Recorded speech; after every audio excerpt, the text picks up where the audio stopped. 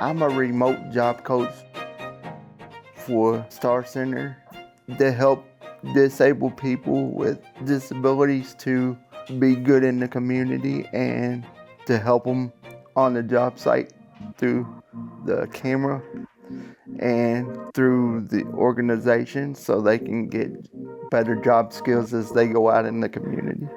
For Scottie, for instance, when he's on camera, he cleans the patient's room. I watch him on his phone, make sure he's got his gloves on, make sure that he's knocks on the patient's door. So I'm there just to remind him when I'm not on camera with him. He'll call me if he's got an issue. I like the housekeeping and the dietary aides. He helped me remember to clock in and clock out. Well, he still checks on me over Fridays to make sure I'm getting at work on time, and he does a good job of making sure that I'm took care of and see if is there any new tasks I learned that I need help with.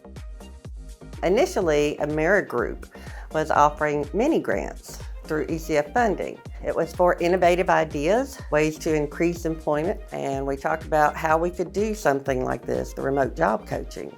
Researched some equipment that could be used and applied for the grant, and it was accepted.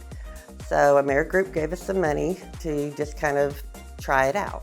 By the time everything came together, we had Scottie with a job at West Tennessee Transitional Care, and then we had Nick, who had transportation problems, but he wanted to work. So we wanted to capitalize on both of their strengths, and that's what we did. We went in initially with the in-person job coaching, which was Courtney, and she worked with Scottie and learned the jobs and where everything was, and so then she was able to actually job coach Nick to become a remote job coach.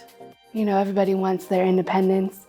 Everybody wants to do a good job in whatever they decide is the goal that's important to them. There was some hiccups, you know, with battery power and the phone slipping in the pouch that he had, but it all worked out, and I think both Scottie and Nick really benefited from the collaboration of all of us. It's nice when you see them starting to catch on and doing everything, and they need you less and less. I don't like to miss nothing. West Tennessee Transitional Care. They have been just fabulous to work with us, let us go in there in person, let us to go in with our technology, and just being patient with us while we all learned how this could work.